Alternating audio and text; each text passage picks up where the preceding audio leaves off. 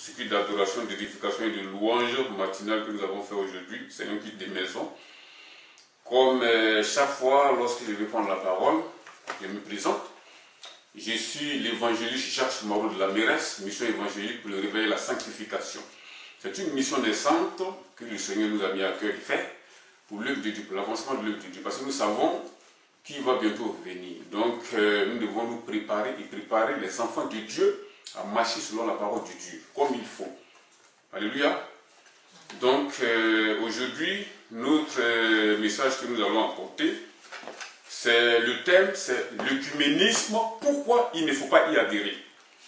Nous voyons aujourd'hui que la plupart des mouvements, même évangéliques, dits évangéliques, adhèrent à ce mouvement œcuménisme.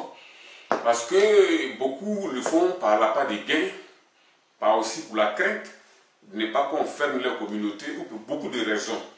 Mais nous savons ce que Dieu a dit dans 2 Corinthiens 6,14. Le Seigneur a dit clairement dans 2 Corinthiens 6,14, ne vous mettez pas aux infidèles. C'est clair. Mais beaucoup d'hommes, des serviteurs de Dieu, trouvent aujourd'hui des raisonnements et des justificatifs de toutes sortes pour pouvoir arriver à parvenir à adhérer à ce mouvement. Alléluia. Beaucoup même le font au détriment même de leurs serviteurs. Des membres de l'Assemblée, ils passent outre sans prévenir les membres de leurs assemblées pour pouvoir adhérer à ce mouvement à leurs insus. Et ce qui fait que tous ceux qui sont dans ce mouvement-là sont concernés.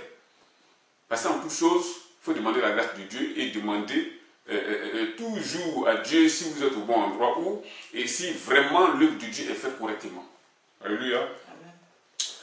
Donc nous allons commencer notre méditation, notre prédication plutôt, en commençant par la prière.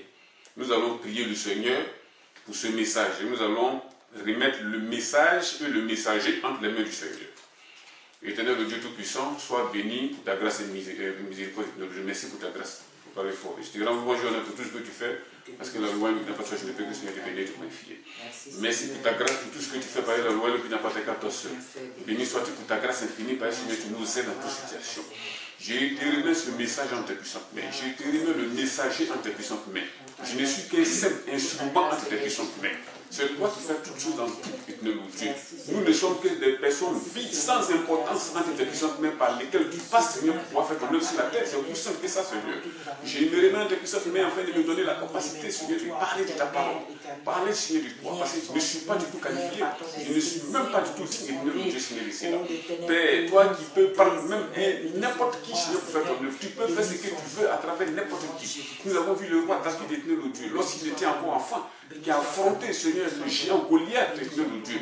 C'était pour dire, Seigneur, au peuple d'Israël, au monde entier, que ce n'est pas l'homme qui combat, mais c'est Dieu qui combat. Nous savons que si David a vaincu Goliath, ce n'est pas parce que David était fort, mais c'est Dieu, Seigneur, qui a fait son œuvre ici. C'est là où tu es béni, te rendons grâce, merci pour ta grâce, pour tout ce que tu fais. Je te remets tout sur tes puissantes mains, par la direction et Dieu, touche-nous, que ton puissance nous soit élevé. Au nom de Jésus, Amen. Donc, je l'ai dit tout à l'heure, le thème de ce message de ce jour est l'œcuménisme, pourquoi il ne faut pas y adhérer. Il y a beaucoup de raisons qui font qu'on ne doit pas y adhérer à ce mouvement. Mais je vais prendre quelques-uns des raisons qui font que nous ne devons pas y adhérer. Nous allons prendre donc le texte de base qui est en 2 Corinthiens 6, 14 à 18. Je vais donner donc à un membre de l'Assemblée de lire donc, la lecture. Ne vous mettez pas avec les infidèles sous un joug étranger, car quel rapport y a-t-il entre la justice et l'iniquité? Ou qu'y a-t-il de commun entre la lumière et les ténèbres? Quel accord y a-t-il entre Christ et Bélial? Ou quelle part a le fidèle avec l'infidèle? Quel rapport y a-t-il entre le temple de Dieu et les idoles? Car nous sommes le temple du Dieu vivant, comme Dieu l'a dit. J'habiterai et je marcherai au milieu d'eux. Je serai leur Dieu et ils seront mon peuple. C'est pourquoi sortez du milieu d'eux et séparez-vous, dit le Seigneur. ne touchez pas à ce qui est impur, et ne vous acquérez, je serai pour vous un père, et vous serez pour moi des fils et des filles, dit le Seigneur Tout-Puissant. Alléluia. Amen. Voilà ce que le Seigneur vient de nous dire ici dans 2 Corinthiens 6, 14, verset 14 jusqu'au verset 18. Ne vous mettez pas avec les infidèles sous un joug étranger. Car quel rapport y a-t-il entre la justice et l'iniquité? Ou qu'y a-t-il de commun entre la lumière et les ténèbres? Quel rapport y a-t-il entre Christ et Bélial? Ou quelle part le fidèle avec l'infidèle? Quel rapport y a-t-il entre le temple de Dieu et les idoles? Car nous sommes le temple de Dieu, vivant comme Dieu l'a dit. Vivant comme Dieu l'a dit, et j'habiterai et je marcherai au milieu d'eux, je serai leur Dieu et ils seront mon peuple. C'est pourquoi sortez du milieu d'eux, séparez-vous, dit le Seigneur. Ne touchez pas à ce qui est impur et je vous accueillerai. Je serai pour vous un père et vous serez pour moi des fils et des filles, dit le Seigneur Tout-Puissant. Alléluia. Amen. Nous savons qu'en réalité sur la terre, il n'y a vraiment pas quelque chose de commun entre la lumière et les ténèbres, entre les fidèles et les infidèles. Donc comment se fait-il qu'aujourd'hui, il y a un mouvement que l'Église catholique a mis en place qu'on appelle l'œcuménisme? L'œcuménisme veut dire quoi? L'œcuménisme veut dire la réunion de toutes les religions de la terre pour pouvoir s'unir pour adorer. Adorer qui? C'est là le problème. C'est bien beau de se réunir et adorer, mais adorer qui? C'est un piège que le diable a mis en place par l'entremise du Vatican afin de pouvoir perdre même les fidèles de Dieu, les derniers, les fidèles qui adorent réellement Dieu. Voilà un verset qui condamne clairement l'œcuménisme, 2 Corinthiens 6, 14 à 18. Alléluia. Amen. C'est pour cela que nous ne devons pas surtout donner foi et surtout donner notre assentiment à ce mouvement naissant, ce mouvement qui bat son plein actuellement. Beaucoup au départ avaient refusé, mais au fil du temps, le diable continue toujours à harceler certaines églises, de telle sorte que ces personnes finalement finissent à pas tomber, ils finissent à pas adhérer à ce mouvement, alors qu'il ne faut pas y adhérer. Des peurs qu'on les enlève, d'autres ils le font pour beaucoup de raisons, d'autres le font pour des peurs qu'on enlève leurs accréditations, d'autres le font des peurs qu'on les enlève leurs subventions, parce qu'il y a certaines églises qui sont subventionnées dans certains pays. Ils le font pour beaucoup de raisons. Mais j'ai nommé ce message l'œcuménisme. Pourquoi il ne faut pas y adhérer? Pourquoi? Parce qu'il ne faut pas tout simplement y adhérer. Parce qu'un fidèle, les fidèles ne peuvent pas se corrompre avec les infidèles, tout simplement. Nous l'avons lu tout à l'heure. L'œcuménisme, c'est la réunion de toutes les communautés religieuses de la terre pour pouvoir se réunir et adorer. Pourquoi je ne dis pas et adorer Dieu? Je vais en venir. L'œcuménisme est la réunion de toutes les religions de la terre pour pouvoir adorer. Je ne mets pas Dieu. Pourquoi? Parce que si toutes ces religions-là se réunissent pour adorer, ils n'adorent pas Dieu, mais ils adorent le diable. Pourquoi? La réponse est simple, elle est dans 2 Corinthiens 6, 14. Ne vous mettez pas avec les infidèles sous un même joug. Un point, c'est tout. Parce que si tu te mets avec les infidèles sous le même joug, comment tu peux dire à celui qui est perdu qu'il est perdu? Parce que tu respectes sa religion, tu ne pourras donc pas lui dire par respect. Or, nous n'avons pas à nous comporter comme ça. Nous devons dire clairement à ceux qui sont perdus qu'ils sont perdus. Parce que si nous ne le disons pas, ils seront perdus effectivement. Et nous, Dieu nous demandera un jour compte pourquoi nous ne les avons pas dit. Donc nous sommes des sentinelles. Un sentinelle ne peut pas se compromettre avec des personnes qui marchent dans le mensonge. Soit nous sommes de Dieu ou nous ne le sommes pas. Parce que si tu te mets avec des infidèles pour adorer, tu n'adores pas Dieu, mais tu adores le diable. Quelqu'un me dira, non mais frère, il faut bien sûr aller vers eux, et lorsqu'on prie ensemble, après on va leur dire que non, ils ne sont pas dans la vérité, ça c'est des histoires. Si tu veux dire la vérité à une personne, tu vas lui dire clairement la vérité en disant, mon frère, ta religion va te mener à la perdition, il n'y a qu'un seul salut que Dieu a donné aux hommes, c'est Jésus de Nazareth, un point c'est tout. Tu lui dis la vérité, qu'ils l'apprennent ainsi ou bien ils ne l'apprennent pas.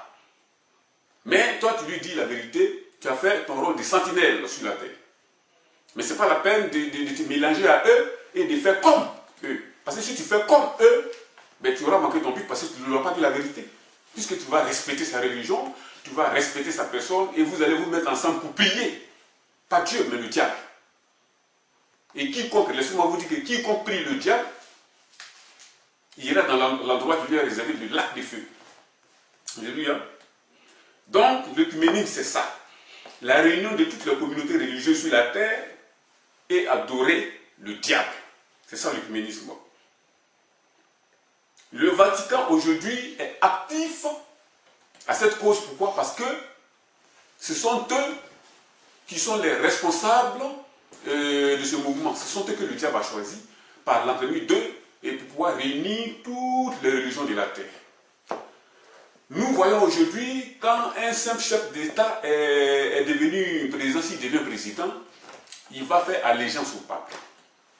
Même si c'est un musulman, un bouddhiste, un catholique, n'importe qui, c'est les gens qui se déplacent pour aller au Vatican pour aller baiser les mains du pape. Il est qui? Ce n'est pas le représentant de Dieu sur la terre, même s'il le dit, c'est faux. Quand Jésus quittait la terre, il a dit, je vais vous envoyer un consolateur qui va me remplacer. Donc le vicaire de Dieu sur terre, c'est le Saint-Esprit, non pas le pape. Ne vous laissez pas embobiner par des mensonges. Le vicaire de Dieu sur la terre, c'est le Saint-Esprit, ce n'est pas le pape. Alléluia. Amen. Donc il ne faut pas se compromettre avec des gens qui ont des doubles vies. La journée, ils sont vivants parmi les hommes, ils mangent, ils boivent, ils vont au travail, ils font ce qu'ils veulent. Mais la nuit, qui ont une double vie. Ils mènent d'autres vies avec des démons, ou je ne sais pas, le diable et ses démons. Ça, c'est encore une longue histoire, nous allons revenir là-dessus. L'œcuménisme est donc la réunion de toutes les religions du monde pour pouvoir adorer le diable. Toutes les églises, tous les mouvements du monde, toutes les représentations spirituelles du monde, ils sont invités. Il y a même des groupes de sorcellerie, des groupes de vaudou, des groupes de n'importe quoi qui viennent et ils sont adhérés, les bouddhistes, etc. Tout le monde est accepté. Et vous voulez, vous qui vous dites que vous êtes de Dieu, vous voulez vous réunir avec ces personnes-là pour prier. C'est pour cela que j'ai dit tout à l'heure, ce n'est pas pour prier Dieu le Père, mais c'est pour prier le diable. Alléluia. Donc vous devez faire très très attention à ce mouvement. Ceux qui sont appelés par le destin de Jésus-Christ pour pouvoir mener son œuvre sur la terre. Nous devons savoir où il faut mettre les pieds. Alléluia. Amen. Donc, je disais tout à l'heure, les grandes dénominations évangéliques, au départ, y étaient fortement opposées. Il y a longtemps de cela, environ 10 ans et autres, ils étaient complètement opposés. Mais malheureusement, au fil du temps, quand le temps passe, l'apostasie rentre dans les églises, et le temps passe, et nous voyons des compromis qui rentrent. Je ne sais pas si vous connaissez les baptistes du sud des États-Unis. C'est le plus grand mouvement évangélique des États-Unis, aux États-Unis, les baptistes du sud. Aujourd'hui, à l'heure où je vous parle, ces personnes ont adhéré au mouvement œcuménique. Je ne sais pas pour quelle raison. Je ne sais pas si c'est pas des gains ou à cause de l'apostasie ou pour quelque raison que ce soit. Ils sont maintenant en plein dans le mouvement œcuménique, les baptistes du sud. Et ce n'est pas eux seuls. Il y a beaucoup de mouvements aux États-Unis qui y sont adhérés, partout dans le monde maintenant qui s'adhèrent. Vous voyez la gravité de la chose? Ceux qui se proclamaient de Jésus-Christ et qui réellement qui priaient le Seigneur Jésus-Christ commencent à se compromettre avec ces personnes-là. Et ils ont abandonné la parole de Dieu. Ils ne font plus fi de 2 Corinthiens 6, 14 parce qu'ils s'en foutent. Eux, ce qu'ils veulent, c'est de bien vivre sur la terre, un point, c'est tout. Ils ont oublié leur mission première, c'est-à-dire l'œuvre de Dieu, et surtout la parole de Dieu. Parce que la parole de Dieu, c'est elle qui dit de ne pas se compromettre avec les infidèles. Et ils ne font plus cela, ce n'est pas leur problème. Ils se compromettent avec les infidèles en disant non, il faut maintenir la paix, il faut se réunir avec tout le monde parce que nous sommes tous des enfants de Dieu, etc. Les musulmans aussi vont aller aussi, etc. Bon, ça, ce sont des arguments qu'ils donnent. Mais ce n'est pas ce que la Bible, elle dit. Alléluia. Amen. Donc ces grands mouvements, ces grandes dénominations évangéliques y adhèrent maintenant. Je suis désolé de vous dire. Et il y a quelque chose de bien plus grave encore. Parce que ces personnes y adhèrent sans avertir leurs fidèles. Les responsables de ce grand mouvement-là vont adhérer à cet œcuménisme sans avertir leurs fidèles. Et ces fidèles ne savent pas. Donc, ces personnes sont trompées ainsi. Ils sont dans des mouvements qui adorent le diable. Et eux, ils ne le savent pas. La Bible dit, quoi? Les mauvaises compagnies corrompent les bonnes mœurs. Alléluia. Les mauvaises compagnies corrompent les bonnes mœurs. Si tu es dans ces mouvements, des grandes dénominations aujourd'hui, il faut faire attention et faire des recherches pour savoir s'ils sont ou pas. Parce qu'ils sont dedans, il vaut mieux les sortir très rapidement. Parce que là, en ce moment, vous adorez le diable sans le savoir. Ces grands mouvements, aujourd'hui, nous les voyons, nous les connaissons. Il n'y a pas très longtemps, pas 15 ans de cela, ni 10 ans de cela même. Bon, disons 15 ans. Ces personnes, lorsqu'on rentrait dans ces églises, on voyait le comportement des saints. On voyait le comportement des femmes, des hommes, des pasteurs. Et réellement, ils étaient versés dans la parole de Dieu et ils faisaient la volonté de Dieu. Mais au fur et à mesure que le temps passe, ces personnes ont tellement fait de compromis qu'ils laissent le monde rentrer dans l'église. Le monde rentrer dans l'église à tel point que finalement, on ne sait pas si on est dans une église pareille ou une église réellement du Dieu vivant. Alléluia. Vous savez, les temps viennent où pour se réunir au nom de Jésus-Christ, c'est quasiment impossible. Le Seigneur l'a bien dit dans sa parole. Il a dit dans sa parole, travaillez maintenant parce que les temps viennent où personne ne pourra le faire quasiment. Alléluia. Aux États-Unis, nous avons une loi que les gens cherchent à voter qui s'appelle la loi 501C3. La loi 501C3. Alléluia. Cette loi permet au président des États-Unis de passer outre le Congrès, de passer outre toutes les contre-lois qui doivent le mener à pouvoir négocier avec ces personnes pour faire passer les lois. Il passe toutes ces lois-là pour pouvoir voter les lois lui seul, le président des États-Unis. Alléluia. Amen. Et donc ces lois-là, cette loi, on l'appelle cette loi ordre exécutif, c'est-à-dire le président prend un décret et il fait passer une loi sans passer par le Congrès. Maintenant, la loi 501C3, cette loi-là, lui permet de donner un ordre exécutif en interdisant certaines doctrines dans son pays. La loi 501C3, retenez cela, lui permet d'interdire certaines religions, mais certaines doctrines dans le pays. Et nous savons très bien que lorsqu'on dit certaines doctrines dans le pays, il s'agit des évangéliques. Parce que ce sont eux qui marchent réellement selon la parole de Dieu. Et ce sont eux qui gênent le diable. Et puisque le diable, ces personnes-là, le président, ces gens-là sont sous les ordres des ténèbres, nous savons que c'est les évangéliques qui sont visés. Bientôt, ils vont proclamer cette loi. Et aux États-Unis, on ne pourra plus prier au nom de Jésus-Christ. Alléluia. Amen. C'est pour cela, les enfants de Dieu qui dorment aujourd'hui, nous vous prions de vous réveiller. Si vous ne vous réveillez pas et faites des chèques de prière et de vivre réellement comme le Seigneur le dit, il vous sera impossible désormais de prier. Et nous savons que les États-Unis sont un pays précurseur. Quand ils adoptent quelque chose, les autres pays européens l'adoptent et ça s'est fait un peu partout dans le monde. Donc c'est à vous de prier. Alléluia. Amen. La loi 501C3. Cette loi n'est pas pour le monde entier et pour les États-Unis. Mais je viens de vous dire que ce qui passe aux États-Unis fait loi dans tous les autres pays. Et les autres pays, surtout européens, l'adoptent. C'est pour cela nous devons nous mettre maintenant à genoux et prier le Seigneur. Alléluia. Amen. Donc je vais dire quoi en disant tout cela? C'est de dire que les grandes dénominations évangéliques doivent réfléchir. Les responsables y compris doivent réfléchir. Il n'est pas encore trop tard. Si on y adhère, on peut sortir. S'ils sont rentrés, ça veut dire qu'ils ont la possibilité de sortir. Même s'ils ont signé des papiers là-bas, ce n'est pas un problème. Ils peuvent dire, non, c'est nous qui avons signé, alors nous mettons fin à ça, nous ne faisons pas. Ils peuvent sortir. Il n'est pas encore tard, ils peuvent sortir. Parce que s'ils se mêlent à ces gens pour prier, ce n'est pas Dieu qu'ils adorent. Le diable est subtil et rusé. Il fait toutes ces choses dans l'obscurité. Le diable, Dieu l'a dit quoi? Il a dit que le diable est le père du mensonge. Donc c'est un menteur. Lui, toutes ces choses, il les fait en cachette. Il passe par des couloirs, par des ruses là, pour pouvoir se faire adorer. Et ça, c'est une des manières de s'adorer, de se faire adorer. par l'œcuménisme. C'est là, il ne faut surtout pas y adorer. Ceux qui adorent à l'œcuménisme seront perdus pour l'éternité. Alléluia.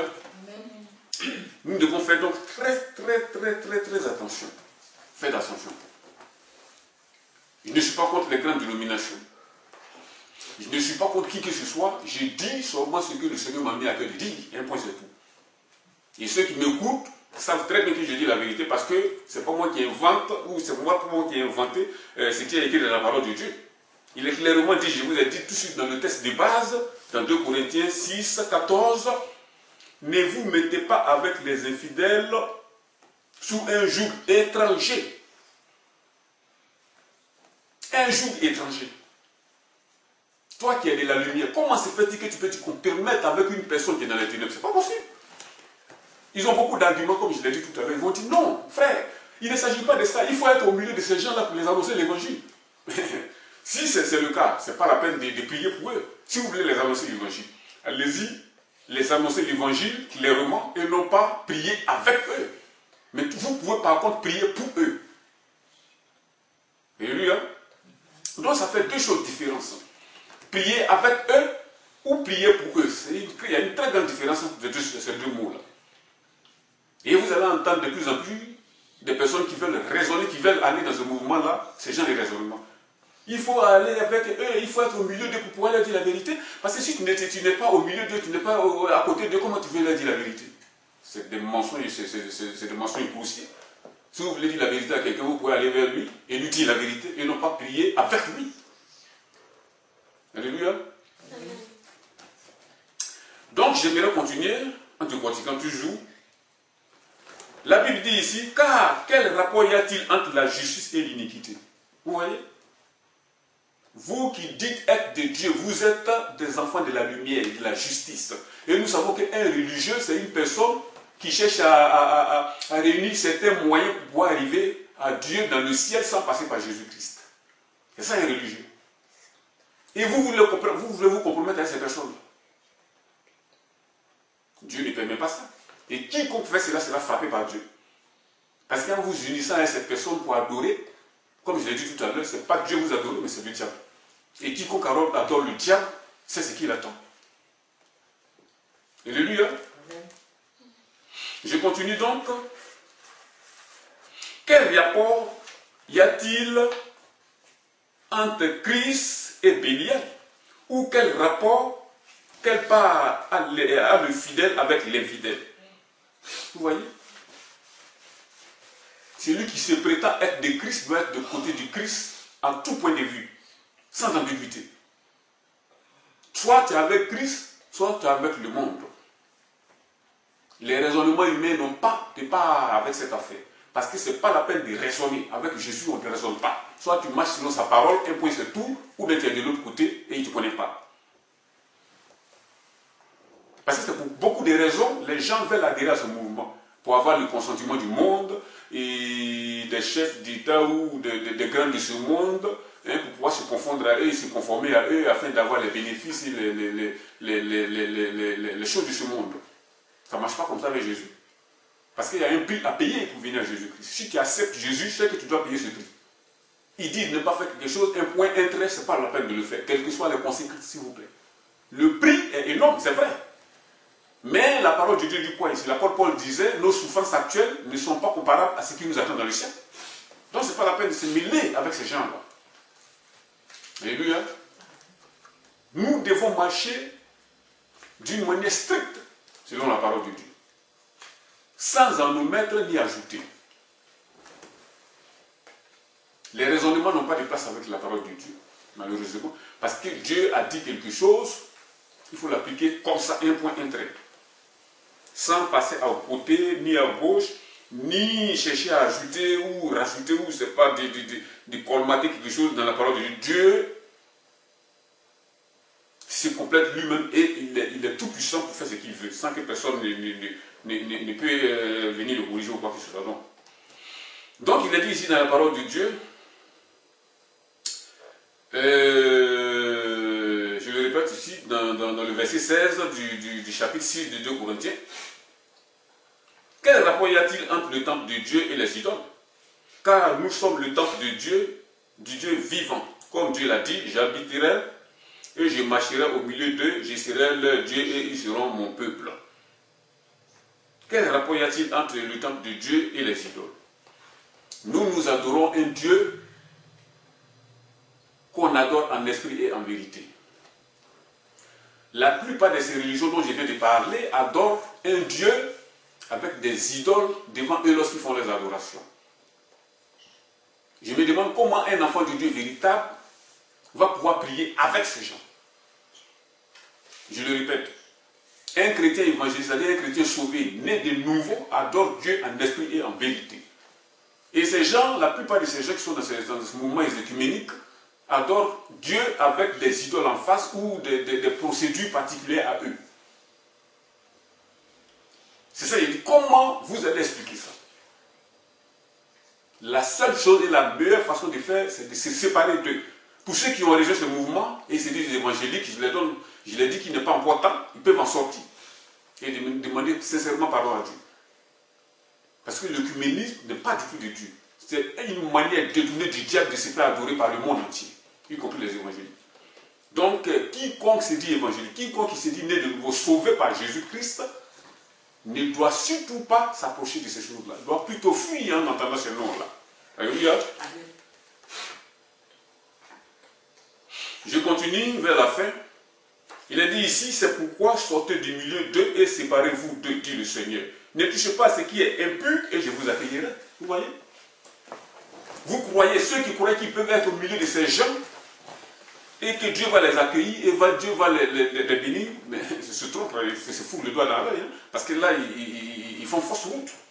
La Bible dit ici, c'est pourquoi sortez du milieu d'eux et séparez-vous, dit le Seigneur, ne touchez pas à ce qui est impur et je vous accueillerai. Ne touchez pas à ce qui est impur. Qu'est-ce qui est impur? Mais ce sont des personnes qui sont sans Dieu, qui ne marchent pas selon la parole de Dieu et quand même qui s'unissent pour pouvoir faire une religion mondialisée afin d'adorer leur Dieu à eux, mais pas le Dieu de la Bible. Parce qu'il y a un Dieu dans ce monde, mais c'est le diable. Cette œcuménique-là, ce mouvement-là est là uniquement pour adorer le diable. Et vous voyez, vous allez voir bientôt, tous ceux qui ne s'y conformeront pas seront persécutés sévèrement. Ce serait une preuve, surtout de plus encore, pour montrer aux gens que ce n'est pas un mouvement de Dieu. Parce qu'un homme qui se dit de Dieu ne va pas persécuter une autre personne s'il a fait quelque chose d'autre. Dieu est assez puissant, assez grand, pour pouvoir lui-même se prendre en charge ces gens et s'évangéliser. Nous voyons beaucoup de religions aujourd'hui, lorsqu'on parle mal de leur Dieu ou de leur religion, s'élèvent et ils font des manifestations jusqu'à ce qu'il y ait des morts dans le monde partout. Nous connaissons tous ces religions-là. Mais le Dieu que nous adorons, c'est lui-même qui se dit à moi la vengeance. Quand quelque chose se passe, c'est lui qui se venge et non pas ses fidèles qui le vengent. S'il était vraiment Dieu, si leur Dieu était vraiment Dieu, il allait se venger. Mais pourquoi ce sont ses fidèles qui se vengent pour lui? Alléluia. C'est pour cela que nous devons nous séparer de ce qui est impur. Ce qui est impur, c'est quoi? Ce sont des personnes qui marchent selon leur propre ordre. Ils ont mis des dénominations, ils ont mis des moyens d'arriver à Dieu par leurs propres moyens. Dieu a donné Jésus-Christ aux hommes afin que il a dit que c'est le seul moyen d'arriver à Dieu, c'est le chemin. Christ est le chemin. Je suis le chemin, la vérité, la vie. Nul ne peut venir autrement que par moi, Christ l'a dit. Alors que eux, ils disent qu'il y a beaucoup de chemins qui mènent à Dieu. Il suffit de respecter toutes les religions, respecter les sensibilités de chacun, et voilà, on se regroupe et on adore, voilà, c'est tout. Ça, c'est un mensonge, un gros un piège. Celui qui y adhère est perdu à jamais. Alléluia. C'est cela, je clore ici. Il a dit ici, c'est pourquoi sortez du milieu d'eux et séparez-vous, dit le Seigneur. Ne touchez pas à ce qui est impur et je vous accueillerai. Je serai pour vous un père et vous serez pour moi des fils et des filles, dit le Seigneur Tout-Puissant. Je serai pour vous un père et vous serez pour moi des fils et des filles, dit le Seigneur Tout-Puissant. Mais avant d'avoir dit cela, il a dit quoi? C'est pourquoi sortez du milieu d'eux et séparez-vous d'eux, dit le Seigneur. Sortez du milieu d'eux, parce que le Seigneur sait qu'il y a beaucoup d'hommes qui vont s'y adhérer. Mais s'ils entendent ces avertissements, ils peuvent en sortir. Ceux qui y sont, donc nous les exhortons ici à sortir du milieu de ces personnes, de sortir de l'œcuménisme, de sortir du milieu de ces personnes afin de ne pas être jugés au jour du jugement. Alléluia. Amen. Donc, c'était ce court message que j'ai voulu apporter ce matin, dans ce culte-là. Je vous remercie. Donc, le prochain message du dimanche prochain sera le prix à payer pour suivre Jésus-Christ. Ça, c'est le message de la semaine prochaine. Voilà, donc je suis l'évangéliste Charles Marou de la Méreste, la mission évangélique pour le réveil et la sanctification.